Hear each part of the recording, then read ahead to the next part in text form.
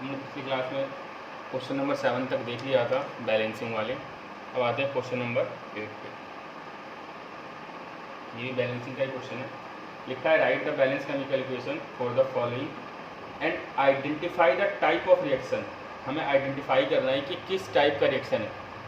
ठीक है, हमने टाइप पढ़ा था combination reaction, decomposition reaction, displacement reaction, double displacement reaction, exothermic reaction, endothermic reaction, ठीक है, और ऑक्सीडेशन रिएक्शन या रेडॉक्स रिएक्शन भी था, रिडक्शन भी था। ठीक है, तो इन सबको हमें देख के फाइंड आउट करना है कि इसमें कौन सा रिएक्शन है।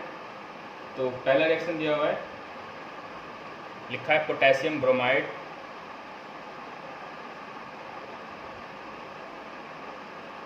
तो मैं पोटेशियम ब्रोमाइड है और ये पोटेशियम ब्रोमाइड रिएक्ट कर रहा है बैरियम आयोडाइड के साथ।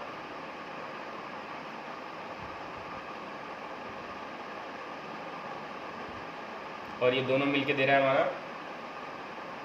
पोटेशियम आयोडाइड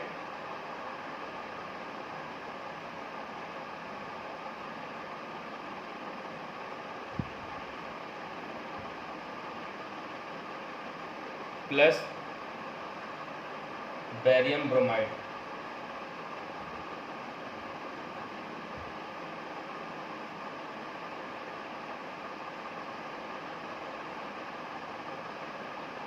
तो देखो, सबसे पहले फ्लोरीन, क्लोरीन, ब्रोमीन, आयोडीन। ठीक है, फ्लोरीन, क्लोरीन, ब्रोमीन, आयोडीन, इनको बोलते हैं हम हैलोजन फैमिली।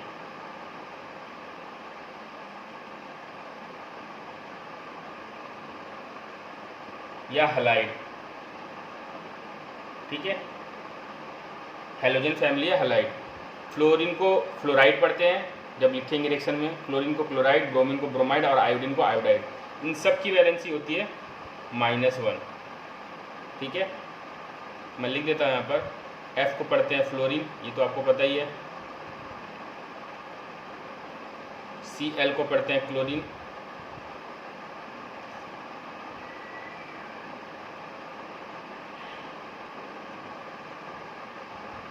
Br को पढ़ते हैं ब्रोमीन, मतलब बोलते हैं ब्रोमीन, और जब लिखेंगे रिएक्शन में तो फ्लोरीन को फ्लोराइड, क्लोरीन को क्लोराइड, ब्रोमीन को ब्रोमाइड, और इसको बोलते हैं आयोडीन। ठीक है, इन सब की वैलेंसी है -1, ये आपको याद रखना है। ठीक है, तो जरा फॉर्मूला बनाते हैं। पोटेशियम ब्रोमाइड, तो हमें पता है पोटेशियम का होता है K, ब्रोमाइड का हमने जस्ट अभी देखा Br सिंबल है, और वैलेंसी इसकी -1, इसकी वैलेंसी है +1। तो ये आ जाएगा हमारा KBr, यहाँ लिख देते हैं KBr। ठीक है, अब उसके बाद आप देख रहे होंगे कि पोटेशियम ब्रोमाइड के बाद क्या दिया हुआ है, बैरियम आयोडाइड। ठीक है, और इन रिएक्शन में इनकी स्टेट भी मेंशन है, यहाँ लिखा है AQ। ठीक है, यहाँ लिखा है AQ, यहाँ लिखा है AQ, और यहाँ लिखा है S। ठीक है, तो ये गया पोटेशियम ब्रोमाइड हो गया हमारा KBr, और बैरियम आयोडाइड, तो बैरियम का सिंबल होता है Ba, आयोडाइड मतलब आयोडीन, इसकी वैलेंसी -1, इसकी वैलेंसी +2, आपने पढ़ा है पिछली क्लास में। ठीक है, तो जब बनाओगे तो आ जाएगा BaI2। ठीक है, इसके साथ में इसकी स्टेट मेंशन कर देंगे। AQ का मतलब ये है कि पानी के अंदर डिजॉल्व है, मैंने बताया था आपको।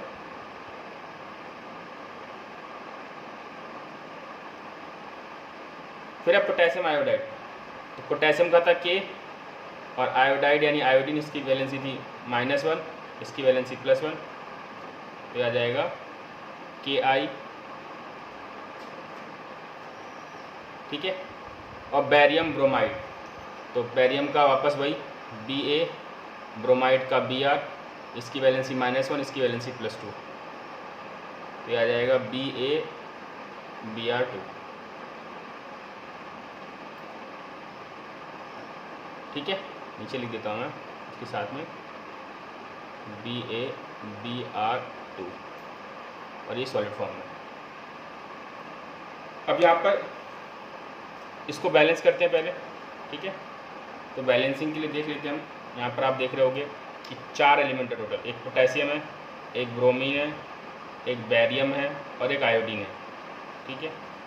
पोटेशियम आप देख रहे हैं इधर भी एक है उधर भी एक है, वो बैलेंस है, ठीक है। फिर ब्रोमीन की अगर मैं बात करता हूँ, इधर एक है उधर 2 है, तो मैं इसको क्या करूँगा 2 से मल्टीप्लाई करूँगा। जैसे 2 से मल्टीप्लाई किया पोटेशियम भी 2 हो गया, ठीक है ना। तो आपको इधर भी मल्टीप्लाई करना पड़ेगा 2 से, ठीक है ना। तो पोटेशियम बैलेंस हो गया, ब्रोमीन बैलेंस हो गया। अब आते हैं बैरियम पे। तो बी आप देख रहे हो एक है इधर भी एक है, आयोडीन इधर 2 है उधर भी 2 है, तो इसका मतलब ये रिएक्शन बैलेंस हो चुका है। अब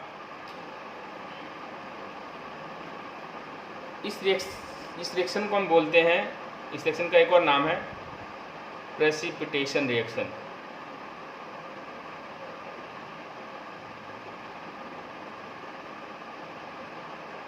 प्रेसिपिटेशन रिएक्शन क्यों बोलते हैं? देखो होता क्या है, AQ का मतलब है कि ये जो KBr है वो डिजॉल्व है, ठीक है। AQ का मतलब ये सब NaCl अगर AQ लिखा है इसका मतलब क्या है कि सॉल्ट जो है वो वाटर के अंदर डिजॉल्व है, ठीक है। तो यहाँ पर पोटेशियम ब्रोमाइड वाटर के अंदर डिजॉल्व है, यहाँ बैरियम आयोडाइड वाटर के अंदर डिजॉल्व है। लेकिन जैसे इन दोनों सॉल्यूशन को आपस में मिलाया, ठीक है, तो उसके अंदर एक सब्सटेंस बना जो कि सॉलिड फॉर्म में। सॉलिड फॉर्म का मतलब कि वो उसके अंदर डिजॉल्व नहीं हुआ, ठीक है। कहने का मतलब ये है कि ये लिक्विड था, एक सॉल्यूशन था ए और एक सॉल्यूशन था बी। जैसे मैंने इन दोनों को आपस में मिक्स किया, ठीक है, मिक्स करने के बाद देखा मैंने कि इसके अंदर सॉलिड सब्सटेंस बनना चालू हो गया। देखो कोई भी सॉलिड तभी बनता है जब वो उसके अंदर डिजॉल्व नहीं हो पा रहा हो, ठीक है। इसका मतलब यहाँ पर ये इनसॉल्युबल सब्सटेंस बना है, ठीक है। तो जिस रिएक्शन में इनसॉल्युबल सब्सटेंस बनता है उस रिएक्शन को हम बोलते हैं प्रेसिपिटेशन रिएक्शन, ठीक है ना। तो लिखेंगे the reaction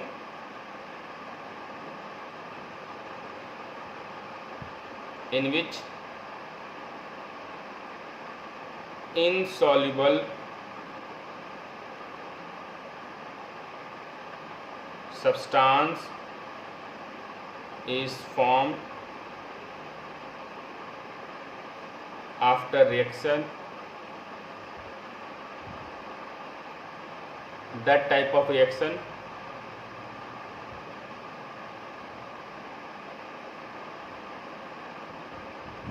is known as precipitation reaction.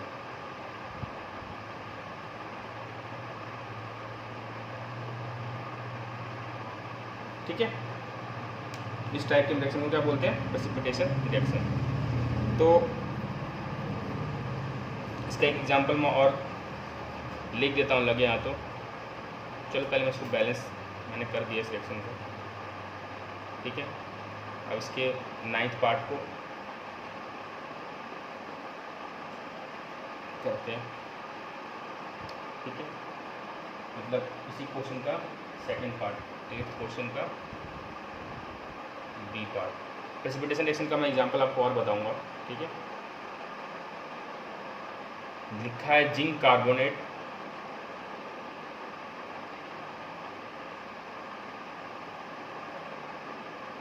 और सॉलिड फॉर्म में हो, ठीक है। जब आप इसको हीट कर रहे हो तो ये दे रहा है जिंक ऑक्साइड जो कि सॉलिड फॉर्म में है, और कार्बन डाइऑक्साइड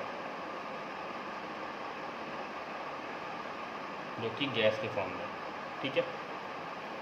तो जिंक कार्बोनेट है, जिंक की वैलेंसी Zn बोल रहा हूँ, सिंबल Zn, और कार्बोनेट का CO3, इसकी वैलेंसी -2, इसकी वैलेंसी +2, तो ये बन जाएगा Zn2CO3 का होल ट्वाइस। तो 2 से 2 कट जाएगा तो आ जाएगा ZnCO3। और हमने पीछे रिएक्शन ही पढ़ा था कि किसी भी मेटल के कार्बोनेट को जब आप हीट करते हो तो मेटल ऑक्साइड और कार्बन डाइऑक्साइड निकलता है, तो वही है जिंक यहाँ पर मेटल है। फिर जिंक ऑक्साइड का फॉर्मूला बनाना तो Zn, ऑक्साइड मतलब O,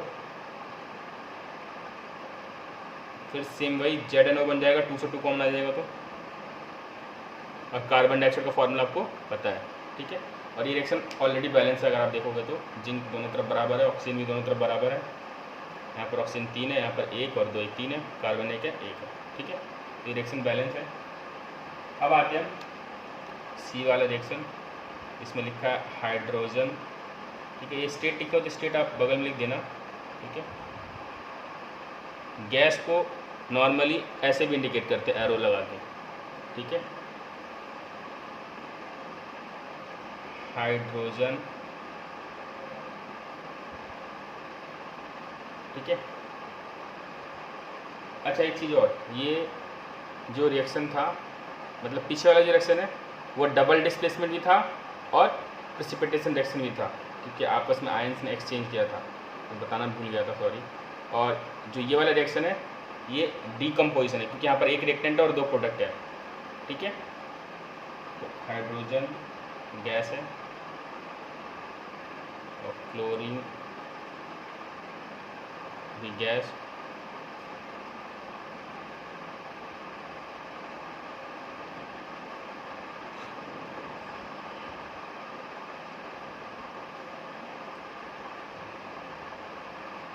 और ये बना रहा है हाइड्रोजन क्लोराइड।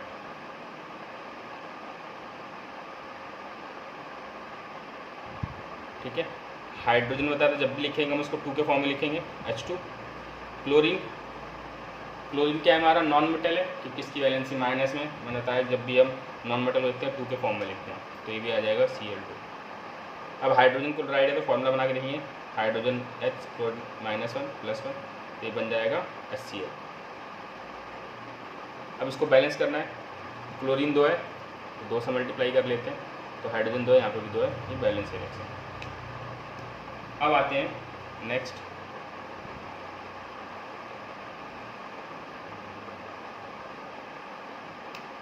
डी पार्ट इसका, इसमें दिया मैग्नीशियम,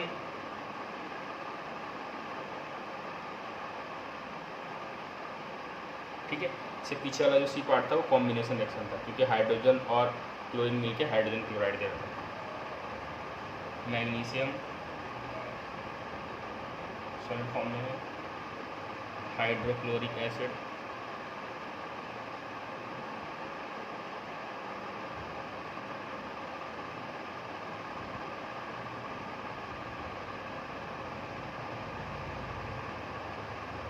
मैग्नीशियम क्लोराइड मिलकर दे रहा है,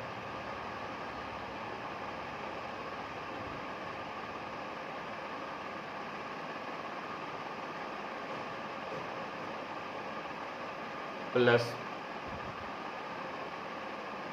हाइड्रोजन गैस।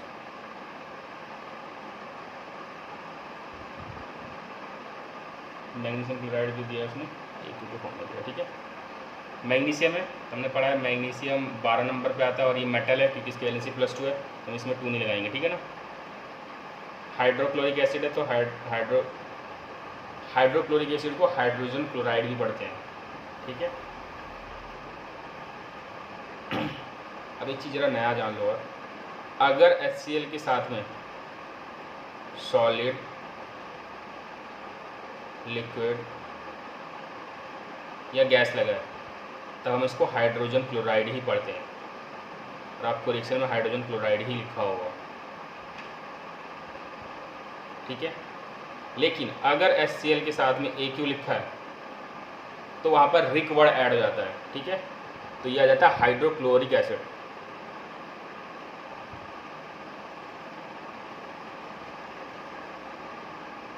ये एसिड की प्रॉपर्टीज़ है, ठीक है ना, इसके बारे में हम चैप्टर 2 में पढ़ेंगे, और मैंने जानना था तुमने जान लिया। ऐसी H2SO4 को हाइड्रोजन सल्फेट भी पढ़ते हैं और सल्फ्यूरिक एसिड भी पढ़ते हैं। हाइड्रोजन सल्फेट कब पढ़ेंगे, जब सॉलिड लिखा हो बगल में, यानी हमने प्योर लिया है H2SO4, उसमें कुछ नहीं है। देखो सॉलिड लिक्विड गैस का मतलब है कि HCl जो है बिल्कुल प्योर है, और AQ का मतलब है कि HCl के साथ हमने पानी लिया है। यहाँ पर भी सेम, अगर सिर्फ सॉलिड, लिक्विड और गैस लिखा है, इसका मतलब ये क्या है कि प्योर है, इसको हम पढ़ेंगे हाइड्रोजन सल्फेट ही।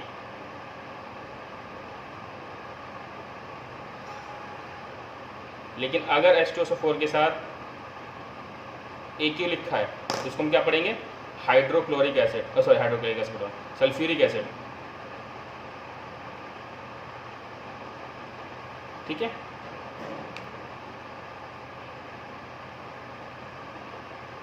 तो मैग्नीशियम था, अब हाइड्रोक्लोरिक एसिड का हमने फॉर्मूला भी जस्ट बनाया था, HCl था, इसके बगल में इसकी स्टेट मेंशन करते चलते हैं। अब अगले स्टेप में क्या दिया, मैग्नीशियम क्लोराइड, तो मैग्नीशियम का Mg, क्लोराइड का Cl, इसकी वैलेंसी -1, इसकी वैलेंसी +2, क्या आ गया ये MgCl2। और हाइड्रोजन गैस है, तो हमने बताया कि हाइड्रोजन जब भी लिखेंगे 2 के फॉर्म में लिखेंगे। अब एक चीज़ देखो, मैग्नीशियम पहले अकेला था, क्लोरीन के साथ क्या था, हाइड्रोजन, लेकिन अगले स्टेप में इसने क्या किया, मैग्नीशियम ने क्लोरीन को अपने साथ ले लिया, हाइड्रोजन को हटा दिया, यानी हाइड्रोजन को इसने रिप्लेस किया यहाँ पर। ठीक है, तो ये जो रिएक्शन होगा वो क्या होगा, डिस्प्लेसमेंट रिएक्शन।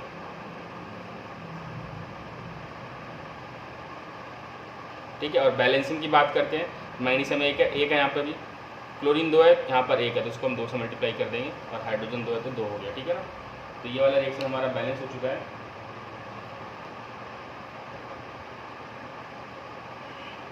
इसी के साथ हमारा ये वाला क्वेश्चन खत्म हो गया, क्वेश्चन नंबर 8। अब आते हैं क्वेश्चन नंबर 1 के। ठीक है ना, इसमें उसने पूछा हुआ है कि एक ऑक्सीडेशन रिएक्शन दिया हुआ है, मतलब रेडॉक्स रिएक्शन दिया है, इसमें कुछ बताना है हमें। देखो पहला क्वेश्चन है 6 का कि लेड ऑक्साइड, अपना रिएक्शन आपको लिखा रहेगा,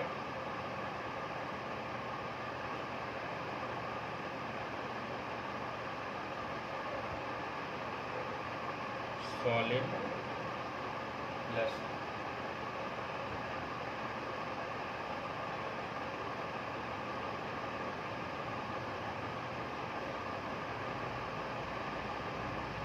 देखो इसका मतलब लेड ऑक्साइड को अपने सॉलिड फॉर्म में लिया है।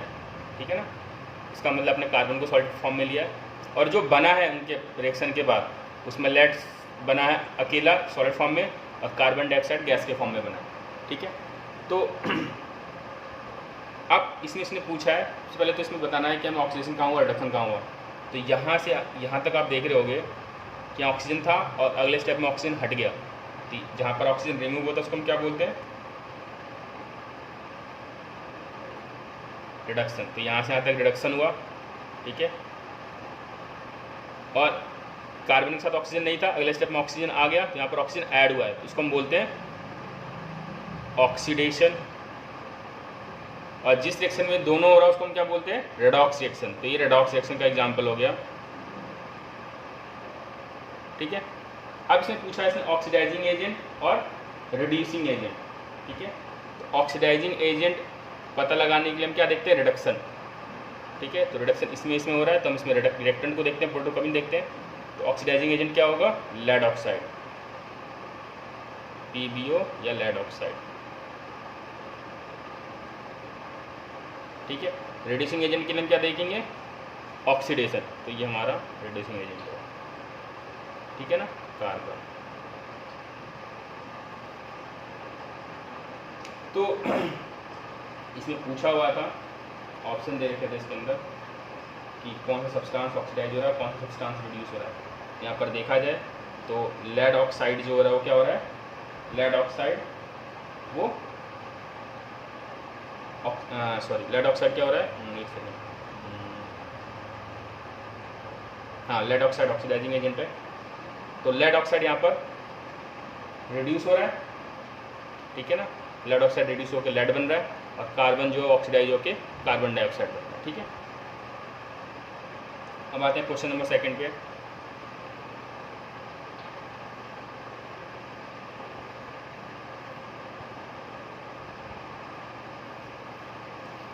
तो आपका जो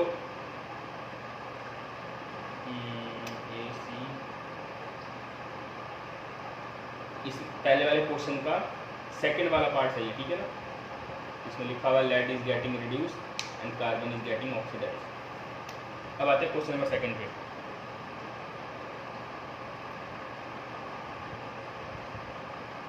अब हमारे पास रिएक्शन दिया है Fe2O3, इसको हम पढ़ते हैं। देखो यहाँ पर इसका वैलेंसी देखोगे कैसे बना हुआ है, आयरन है और ऑक्सीजन है। अब देखो अगर आपके पास कोई कंपाउंड बना हुआ है तो आप कैसे पता लगाओगे इनकी वैलेंसी क्या है। देखो बताता हूँ, मैग्नीशियम अगर MgCl2 लिखा है, अब मुझे पता लगाना है मैग्नीशियम की वैलेंसी क्या है, तो हमेशा इस एलिमेंट की वैलेंसी इधर लिखी होती है। तो मैग्नीशियम की वैलेंसी +2 है, और क्लोरीन की वैलेंसी यहाँ पर 1 है, तो इसका मतलब क्लोरीन की वैलेंसी क्या होगी 1। तो आप कंपाउंड को देख के भी उनमें जो एलिमेंट मौजूद है उनकी वैलेंसी पता लगा सकते हो, ठीक है। तो यहाँ पर देखा जाए तो आयरन की वैलेंसी 3 है और ऑक्सीजन की वैलेंसी 2 है, -2। और मैंने बताया था कि जब भी आयरन की वैलेंसी +3 होती है तो हम पढ़ते हैं उसको फेरिक, ये फेरिक ऑक्साइड याद रखना। और जब +2 होता है तो उसको पढ़ते हैं फेरस, ठीक है। तो ये फेरिक ऑक्साइड है। और जब इसको हमने एल्युमिनियम के अंदर डाला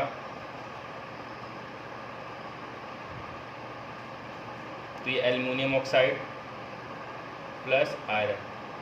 अब ये पूछ रहा है कि बताओ कौन से टाइप का रिएक्शन है, ठीक है। 3-4 एग्जाम्पल दिए हुए हैं, लिखा हुआ इसने कि कॉम्बिनेशन रिएक्शन है या डबल डिस्प्लेसमेंट है या डिकम्पोजिशन है या डिस्प्लेसमेंट है।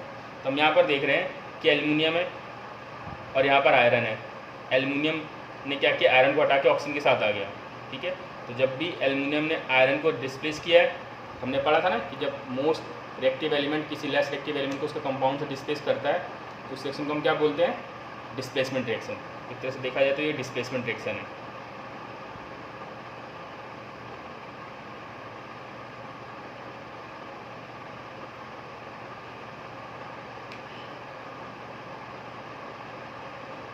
अब क्वेश्चन नंबर 3 उसने पूछा हुआ है कि आयरन फिलिंग का मतलब होता है पाउडर, ठीक है ना। आयरन जो हमने उसको क्रश करके बिल्कुल पाउडर फॉर्म में ले लिया है। और हाइड्रोक्लोरिक एसिड, आयरन हमारा मेटल, इसको ऐसे लिखेंगे, और हाइड्रोक्लोरिक एसिड मतलब HCl। अभी पूछ रहा है क्या बनेगा, सिंपल सी बात है, आयरन जो हाइड्रोजन ज़्यादा रिएक्टिव है तो हाइड्रोजन को हटा देगा और ये क्या बन जाएगा, आयरन क्लोराइड। और हाइड्रोजन गैस यहाँ पर निकलेगी, ठीक है। तो एक ये भी देखा जाए तो ये कौन सा रिएक्शन हो गया,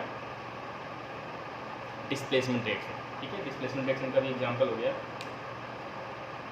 अब जो क्वेश्चन नंबर 4 पूछा हुआ था इसने, ये 3rd था। क्वेश्चन नंबर 4 में पूछा हुआ था कि what is balance chemical equation and why should a chemical equation be balanced. Balance chemical equation क्या होता है, तो बैलेंस केमिकल इक्वेशन जिस केमिकल इक्वेशन में number of atoms of reactant is equal to the number of atoms of product होता है। Define कर देता हूँ, the balance chemical equation in which the number of atoms of reactant side is equal to the number of atoms of product side. This type of reaction is known as balanced chemical equation. और balance chemical equation को क्यों जरूरत पड़ती है balance करने, मतलब किसी भी केमिकल इक्वेशन को क्यों जरूरत पड़ती है बैलेंस करने की, तो to follow the law of conservation of mass.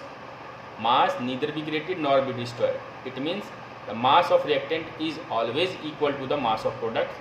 That's why we balance a chemical equation, ठीक है। तो मैं लिख देता हूँ क्वेश्चन नंबर 4 का, balance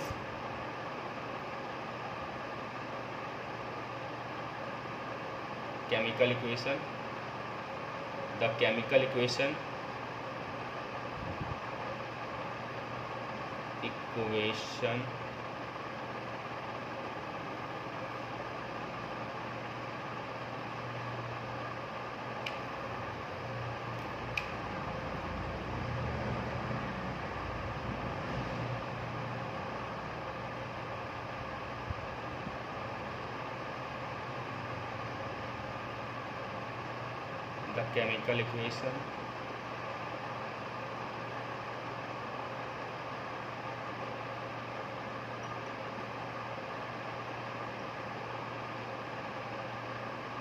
in which the number of atoms of the reactant is equal to the number of atoms of product. कहने का मतलब जिस केमिकल इक्वेशन में number of atoms of reactant is equal to the number of atoms of product, उस type of chemical equation is known as balance chemical equation. लिख लेना यहाँ पर। This type of chemical equation is, मैंने equation को short form में लिखा, आप पूरा लिख सकते हो, is known as balanced chemical equation.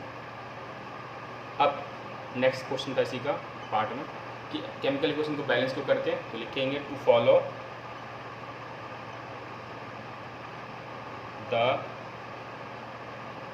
Law of conservation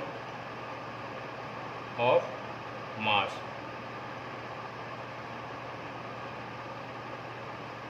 According to this law,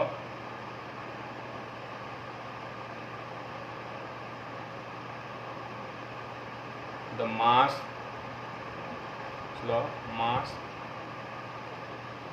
neither be created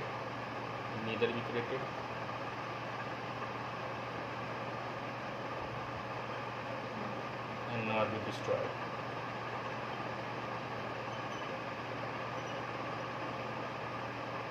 It means the mass of reactant is always equal to the mass of product. That's why we balance a chemical equation. ठीक है, इसलिए हम chemical equation को balance करते हैं।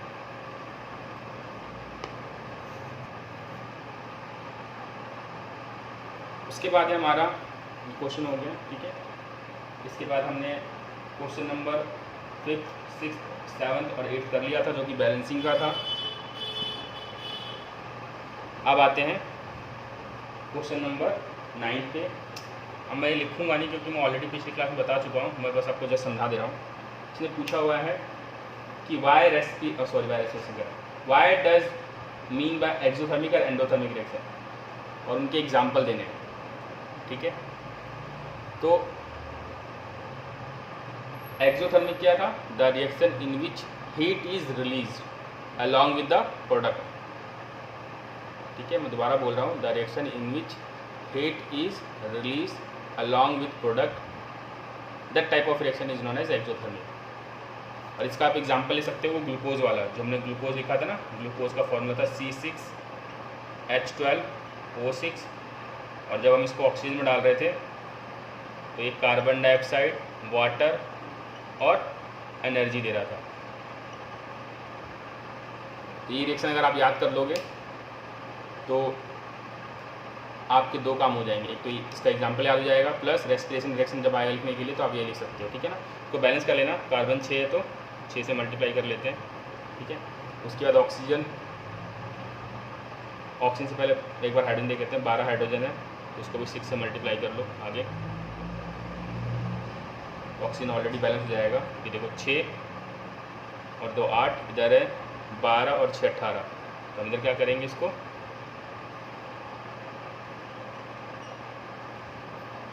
6 से multiply कर लेंगे, 6 2 12, 12 और 6 18 हो जाएगा। ठीक है, तो ये एग्जाम्पल हो गया एक्सोथर्मिक का। एंडोथर्मिक की अगर हम बात करते हैं तो मैंने जो 3 रिएक्शन लिखवाए थे, मेटल नाइट्रेट, मेटल कार्बोनेट और मेटल सल्फेट, इन तीनों को जब भी हम हीट करते हैं, ठीक है,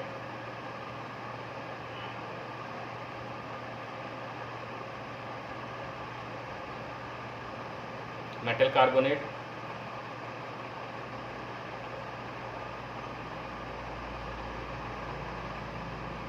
मेटल सल्फेट और मेटल नाइट्रेट, ठीक है, इन सबको जब हम हीट करेंगे, तो हीट जब कर रहे हैं तो इसका मतलब एंडोथर्मिक है। तो इनका एक प्रोडक्ट तो फिक्स रखता है, वो क्या होता है, मेटल ऑक्साइड।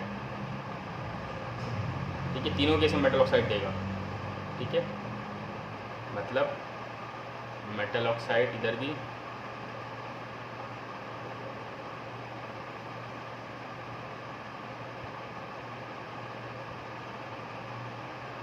ठीक है, इधर भी मेटल ऑक्साइड, इधर भी मेटल ऑक्साइड, लेकिन साथ में यहाँ पर CO2 देगा, यहाँ पे सल्फर है तो यहाँ पे सल्फर डाइऑक्साइड और सल्फर ट्राइऑक्साइड, यहाँ पर नाइट्रोजन डाइऑक्साइड और ऑक्सीजन। ठीक है, मेटल की जगह आप कुछ भी सकते हो। अगर मान लो मैं जिंक लेता हूँ मेटल की जगह, तो जिंक कार्बन का ZnCO3 जब फॉर्मूला बनाओगे तो ZnCO3 बनेगा, और मेटल ऑक्साइड यानी जिंक का ऑक्साइड बनेगा और CO2। तो ये देखा जाए तो ये हमारा एग्जाम्पल है एंडोथर्मिक रिएक्शन का। और ये साथ ही साथ रिएक्टेंट एक है, प्रोडक्ट बहुत सारे हैं, तो ये डिकम्पोजिशन का भी एग्जाम्पल हो जाएगा, और हीट दे रहे हो तो थर्मल डिकम्पोजिशन का भी एग्जाम्पल हो जाएगा। ठीक है, तो आप इसे कोई भी अगर एक याद कर लेते हो कोई दिक्कत नहीं होगी। ठीक है, मेटल सल्फेट में दिखा देता हूँ। जैसे मान लो हम फेरस सल्फेट लेते हैं, तो मैंने बताया था कि फेरस जब भी लेंगे, फेरस जब भी हम लिखते हैं तो +2 लिखते हैं वैलेंसी, सल्फेट -2, तो बनता है FeSO4, और मेटल ऑक्साइड में फेरिक ऑक्साइड बनता है, तो जब फेरिक बोलेंगे तो +3, ठीक है, और ऑक्साइड है तो ये बन जाएगा Fe2O3। तो बाकी सल्फर डाइऑक्साइड और सल्फर ट्राइऑक्साइड ऐसे रहेगा। ठीक है, ऐसी मेटल नाइट्रेट में लेड नाइट्रेट ले सकते हो। लेड बना के दिखा देता हूँ मैं। लेड का Pb नाइट्रेट NO3, वैलेंसी -1, इसकी वैलेंसी +2, तो PbNO3 का होल ट्वाइस। जब भी हीट करेंगे तो मेटल ऑक्साइड यानी लेड ऑक्साइड ही बनेगा इसका, तो लेड Pb ऑक्साइड, क्योंकि यहाँ पर मेटल हमारा लेड लिया हमने। ठीक है ना, प्लस नाइट्रोजन डाइऑक्साइड NO2 और O2। ये तीनों रिएक्शन बहुत इंपॉर्टेंट है। ठीक है, मोस्ट इंपॉर्टेंट रिएक्शन है। इसका क्वेश्चन नंबर 10 में पूछा हुआ है कि रेस्पिरेशन रिएक्शन को हम एक्सोथर्मिक क्यों कहते हैं। सेम वही चीज़ कि व्हेन वी ईट फूड, क्योंकि देखो रेस्पिरेशन को एक्सोथर्मिक वर्ड का मतलब है कि उसमें से हीट निकल रहा होगा, तो जिस रिएक्शन में हीट निकलता है उसको एक्सोथर्मिक बोलते हैं। इसको लिखेंगे कि when we eat food like potato, rice, they having carbohydrate, and the carbohydrate is converted into glucose, and the glucose combined with oxygen present in our blood cell to give carbon dioxide, water and energy. In this reaction energy is released, that's why is known as exothermic reaction, यानी respiration is known as exothermic reaction। मैं दोबारा बोल दे रहा हूँ, ध्यान से सुन लो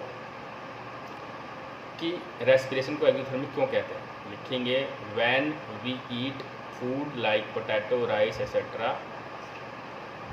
having carbohydrate, and the carbohydrate is converted into glucose, and the glucose combined with oxygen present in our blood cell to give carbon dioxide, water and energy. In this process energy is released, that's why respiration reaction is known as exothermic reaction। ठीक है, ये हो गया हमारा question number 10। Question number जो 11 है,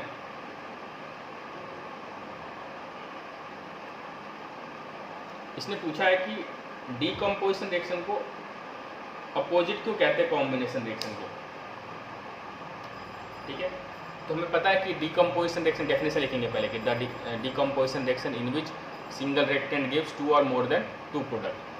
ठीक है, and in case of combination reaction 2 और more than 2 reactant gives only 1 product, तो उसका जस्ट अपोजिट ही है वो। ठीक है, उसके बाद इन सबके एक एग्जाम्पल लिख देंगे। आप एग्जाम्पल में कॉम्बिनेशन रिएक्शन में लिख सकते हो ये H2 hydrogen gas plus oxygen gas, ये दोनों मिलते हैं तो क्या बनता है, वाटर। ठीक है, और डीकम्पोजिशन में इसी को उल्टा करके लिख सकते हो, H2O मिलेगा तो H2 प्लस O2 देगा। ठीक है,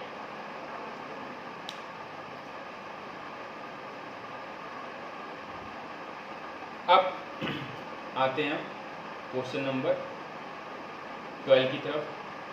कह रहा है right one equation each for decomposition reaction. ठीक है, क्वेश्चन नंबर 12 में बोला उसने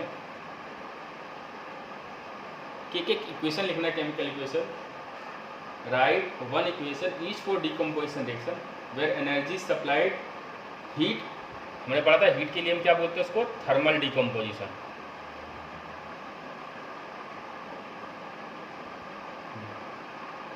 जिस डिकम्पोजिशन रिएक्शन में लिखेंगे the decomposition reaction occurred in the presence of heat, thermal का मतलब होता है हीट।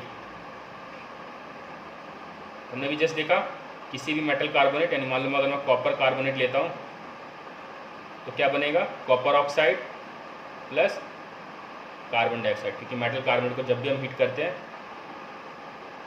क्या बनता है, metal oxide plus carbon dioxide. तो ये तो हो गया थर्मल डिकम्पोजिशन का एग्जाम्पल।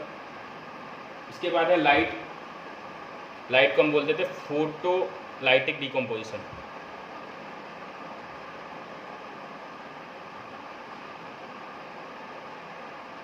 फोटोलाइटिक डिकम्पोजिशन में सबसे बढ़िया एग्जाम्पल है सिल्वर क्लोराइड का, ठीक है ना। सिल्वर क्लोराइड को AgCl, सिल्वर की वैलेंसी होती है +1, ठीक है, और क्लोरीन की वैलेंसी होती है -1, तो बनाओगे सिल्वर क्लोराइड, ठीक है। जब ये जाता तो देता है सिल्वर प्लस क्लोरीन गैस, उसको बैलेंस करने के लिए 2 है तो क्लोरीन यहाँ 2 मल्टीप्लाई कर लेंगे, इधर 2 मल्टीप्लाई कर लेंगे, ठीक है। यह है फोटोलाइटिक डिकम्पोजिशन, इसको सनलाइट में रखते हैं तभी होता है फोटोलाइटिक डिकम्पोजिशन। अब इसमें एक क्वेश्चन ये भी आता है कि सिल्वर क्लोराइड को डार्क बॉटम में क्यों स्टोर करते हैं, ठीक है, या H2O2, इसको हम बोलते हैं हाइड्रोजन पेरोक्साइड, इसको हम डार्क बॉटम में क्यों स्टोर करते हैं, क्योंकि ये वाटर प्लस ऑक्सीजन में टूट जाता है, ठीक है। तो इनमें से कोई भी आप एग्जाम्पल ले सकते हो, आप फिलहाल अभी यही देखो, उसको बाद में देखेंगे, ठीक है। इसको डार्क बॉटम में क्यों इसको स्टोर करते हैं, क्यों, क्योंकि इट अंडरगोज फोटोलाइटिक डिकम्पोजिशन। और तो और इसका इस्तेमाल करते हैं, इस रिएक्शन का कमर्शियल यूज़ ये है, कमर्शियल मतलब इंडस्ट्रियल पर्पज से इसको इस्तेमाल करते हैं ब्लैक एंड वाइट फोटोग्राफी में, ठीक है ना। इसको इस्तेमाल करते हैं ब्लैक एंड वाइट फोटोग्राफी में, ठीक है ना। पूछेगा अगर कि right the commercial use of photolytic decomposition, तो इसको ब्लैक एंड वाइट फोटोग्राफी, ठीक है। उसके बाद है हमारा इलेक्ट्रिक डिकम्पोजिशन। इलेक्ट्रिक डिकम्पोजिशन में आते हैं,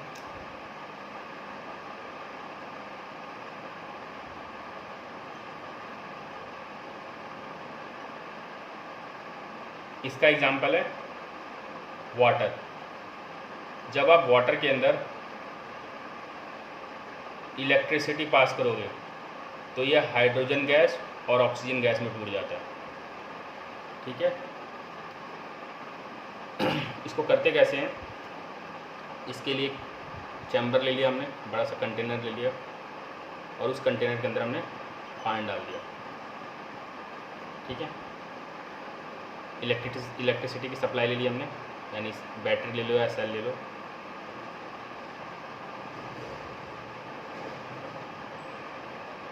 अब देखो इस तार के साथ हमने क्या किया, एक मेटल या कील वगैरह कुछ बांध दिया ताकि इसका सरफेस एरिया बढ़ सके। तार छीला और यहाँ पर ऐसा हमने एक मेटल सा बांध दिया कुछ, ठीक है। बड़े वाले को प्लस बोलते हैं, छोटे वाले को माइनस बोलते हैं, ठीक है ना। तो जो प्लस वाला साइड होगा उसको हम बोलते हैं एनोड, प्लस साइड वाला होता है, ठीक है ना। और माइनस साइड वाले को हम क्या बोलते हैं, कैथोड। आपने पानी डाला, अब सप्लाई चालू की, जैसे सप्लाई चालू करोगे तो इसमें से एक इलेक्ट्रोड से, इनको इलेक्ट्रोड बोलते हैं, ठीक है ना, इनको इलेक्ट्रोड बोलते हैं। एक इलेक्ट्रोड से हाइड्रोजन गैस आएगा और एक इलेक्ट्रोड से ऑक्सीजन गैस आएगा, ठीक है। तो अब इसमें ध्यान देने वाली बात क्या है कि कौन सा गैस किस वाले इलेक्ट्रोड से निकलेगा। तो इसको समझने के लिए हाइड्रोजन और ऑक्सीजन हमने ले लिया, ऑक्सीजन की वैलेंसी माइनस में और हाइड्रोजन की वैलेंसी प्लस में है। अब देखो ये प्लस वाला है तो प्लस वाले को कौन अट्रैक्ट करता है, माइनस वाला, तो ये किस पे जाएगा, इधर की तरफ, क्योंकि ये माइनस वाला इलेक्ट्रोड है। तो यहाँ से हमारा हाइड्रोजन गैस निकलेगा और ऑक्सीजन के ऊपर माइनस है तो ये किधर जाएगा, प्लस की तरफ, तो यहाँ से हमारा ऑक्सीजन गैस निकलेगा।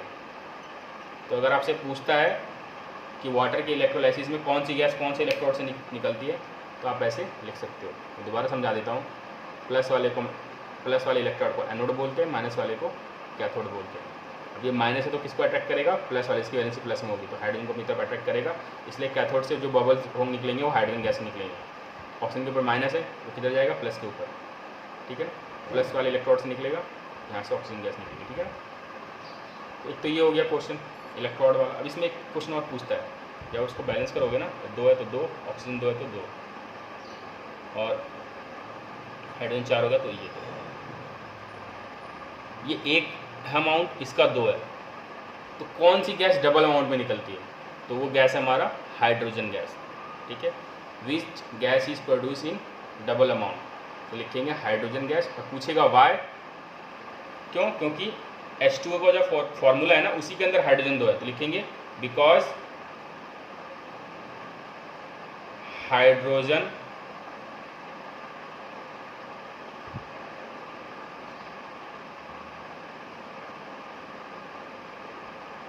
present in water into hydrogen 2 oxygen 1 है तो 2:1, ठीक है। उसके बाद आते हैं हम अगला। इसमें एक क्वेश्चन और बनता है कि इसमें ना थोड़ा सा अमाउंट हम इसके अंदर H2SO4 डालते हैं, 3-4 बूंद, ठीक है। 3-4 बूंद इसलिए डालते हैं क्योंकि जो प्योर वाटर होता है ना, वो इलेक्ट्रिसिटी कंडक्ट नहीं करता है। पूछेगा why we add small drops of H2SO4 in the electrolysis of water, लिखेंगे because pure water is not a good conductor of electricity, ठीक है। वी प्रोवाइड फ्री आयंस, क्योंकि फ्री आयंस होंगे तभी इलेक्ट्रिसिटी कंडक्ट होती है। We provide free ions by adding H2SO4 in the process of electrolysis, ठीक है।